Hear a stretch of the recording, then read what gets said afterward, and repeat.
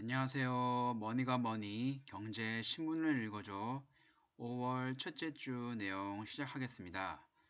네, 벌써 5월인데요. 제가 이 경제 신문을 읽어줘를 시작한 게 2월 초인데 벌써 개월 차로는 4개월 차네요.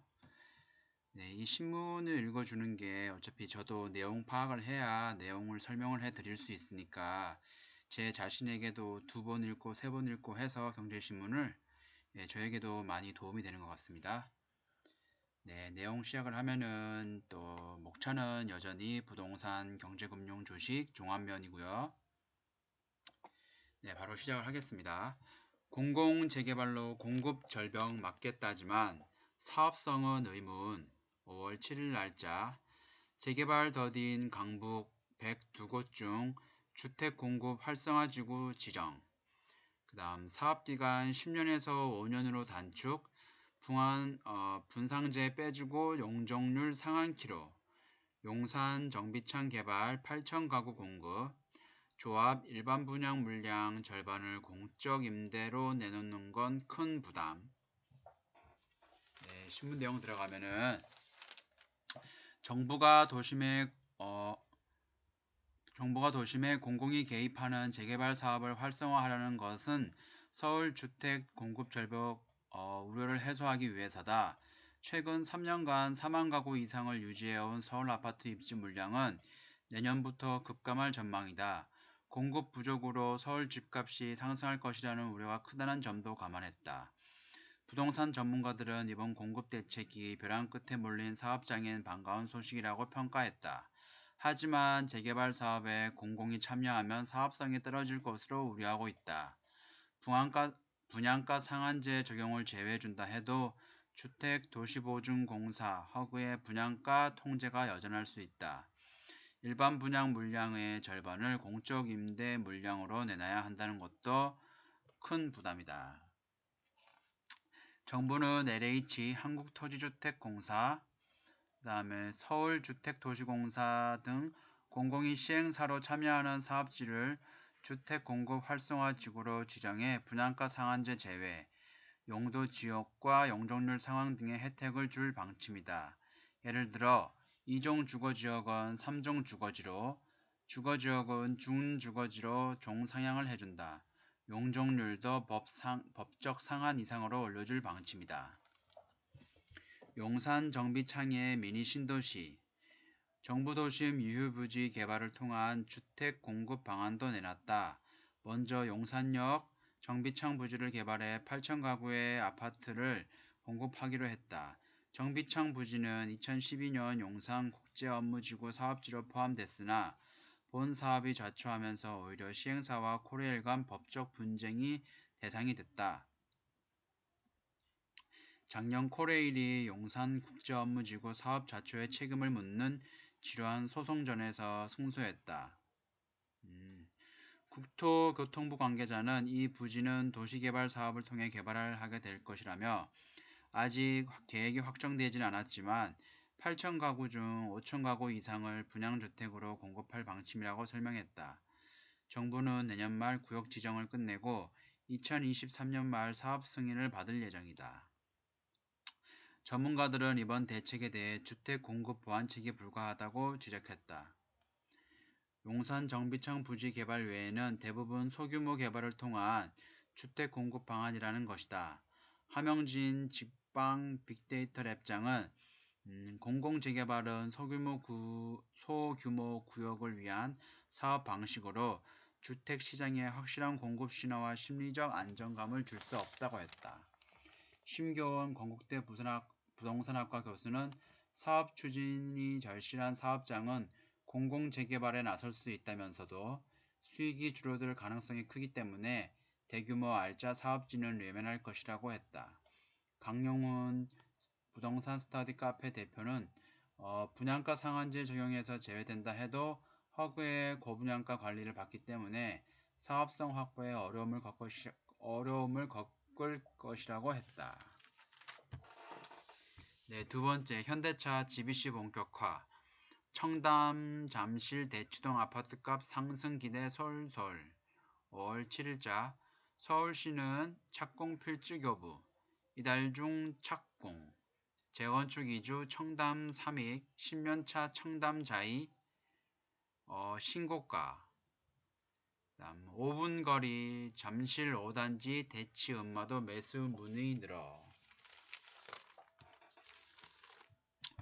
서울 삼성동 글로벌 비즈니스 센터 GBC 공사가 본격화하면서 주변 부동산 시장이 다시 주목받고 있다.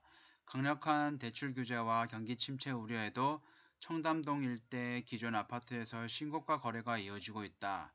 대치동 음마아파트 등 재건축 단지도 급격한 조정 없이 매수 문의가 늘고 있다. 국내에서 가장 높은 건물 596m로 지어질 GBC는 현대자동차 그룹의 신사업 프로젝트다. 영동대로 지하공간 복합개발, 잠실 마이스단지 건립 등과 연계돼 인근 주거 환경은 물론 부동산 지형도 자체가 달라질 것으로 예상된다. 청담 3위가 홍실 등 사업 단계가 막바지에 이른 재건축 단지 아파트를 사려는 문의도 늘었다. 김학렬 스마트튜브 부동산 조사연구소장은 청담동 등 GBC 인근에는 신규 주택을 공급할 만한 땅이 부족하다며 사업이 진행될수록 기존 주택의 가치가 부각될 수밖에 없다고 설명했다. 함영진 직방 빅데이터 합장은 삼성동 GBC 인근 매물은 가격이 많이 올랐고 호재도 선반영된 측면이 있다면서도 일대 발전 기대가 커 정비 사업 위주로는 추가 상승 여력이 있다고 말했다. 네, 그 다음 경제금융 주식 코스닥 개미 행군 소부장에서 바이오에서 언택트로 5월 4일자 월요일 코로나 확산기 바이오 70% 늘려 총성 직전 다시 소부장 매수 최근 포스트 코로나 주도할 콘텐츠 5G 언택트로 몰려 코스닥 저점서 50% 밀어올려 코스닥 지수는 지난 3월 19일 428.35까지 추락했다. 장중에는 419선까지 밀리기도 했다. 2011년 10월 유럽 금융위기 때 봤던 수준이다. 신종 코로나 바이러스 감염증 충격이었다. 위험자산 회피의 결과였다. 하지만 회복도 빨랐다. 지난달 29일 645.18을 기록했다. 저점 대비 50.6% 올랐다. 같은 시기 코스피 지수는 33.6%, 미국 나스닥 지수는 25.4% 회복하는 데 그쳤다. 개인들이 투자 영역을 코스닥까지 넓히며 반등을 이끌었다. 금융당국은 공매도를 금지해 충격을 완화했다. 코로나 시대의 유망주인 제약바이오, 언택트 관련 종목들은 빠른 회복의 주역이 됐다. 시장에서는 코스닥의 질주가 이어질 것이라는 전망이 우세하다. 이경수 하나금융투자 수석전문위원은 코스닥에서 가장 큰 비중을 차지하는 종목은 한국이 높은 기술력을 갖추고 있는 IT 34%와 바이오 30% 업종이라며 지금과 같은 경제 상황에서 경기 소비재, 금융 등 비중이 커 외부 변수의 영향을 많이 받는 유가증권 시장보다 이익 변화가 안정적일 수 있다고 말했다. 코로나19가 제약 바이오 시장이 본격적으로 성장하는 계기를 마련해 줄 것이라는 전망도 나온다. 이창목 NH투자증권 리서치본부장은 코로나19를 계기로 제약 바이오 산업이 본격적으로 성장할 것이라고 보고 시장의 미래 가능성에 투자가 몰리고 있다고 분석했다. 네, 두 번째, 국고채 금리 사상 최저, 외환시장도 급안정. 한은 국채금리, 국채 매입, 금리 인하 기대, 국고채 3년물 연 0.96%, 달러 조달 금리도 0.5%대, 국내 외화 유동성 여건 개선, 통화 스와프 달러 공급 중단.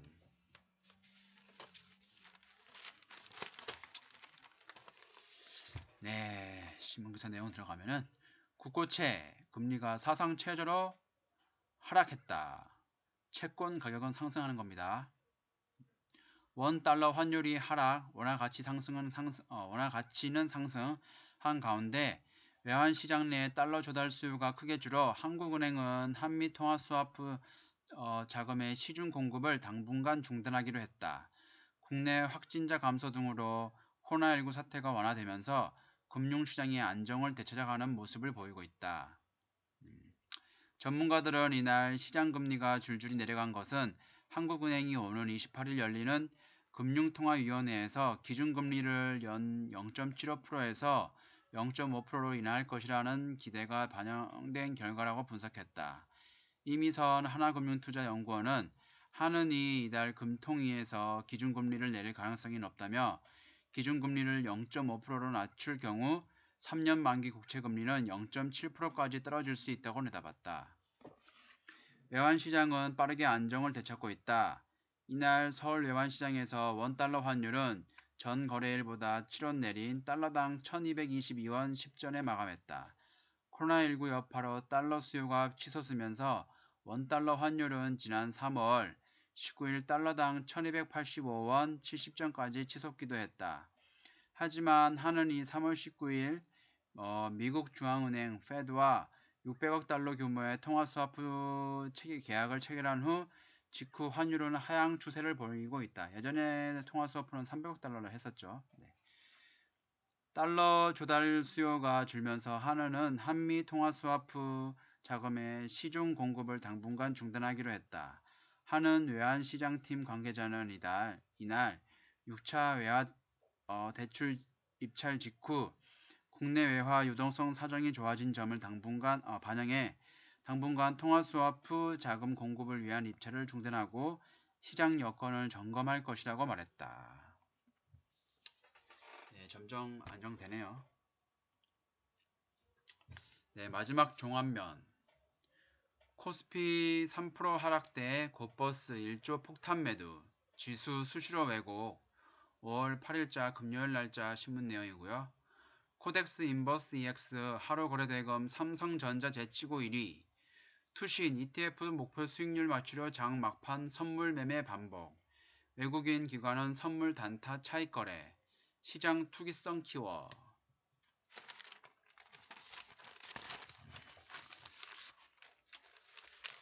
미중 무역 분쟁 재무 점화 우려로 시장이 출렁인 지난 4일 오후 2시 30분이 지나자 코스피 지수는 낙폭을 키우기 시작했다. 이날 개장 직후 3% 가까이 떨어져 1900선을 늦었던 지수는 오후 1시께 1918까지 오르며 하락폭을 줄였다. 하지만 장 마감 시간이 다가오면서 힘을 잃었다. 오후 3시가 지나자 낙폭은 더 커졌다. 동시 호가에서 1895.38로 미끄러졌다. 막판에 쏟아진 투신권의 코스피 200 지수 선물 매물 폭탄 때문이었다. 투신권은 오후 3시가 넘자 2,043억 원치 팔았고 마감 동시 호가에선 4,305억 원까지 털어냈다. 이날 하루 7,535억 원어치가 순매도했다. 대부분 레버러지 인버스 상장 지수 펀드 ETF가 목표 수익률을 달성하기 위해 내놓은 매물이었다.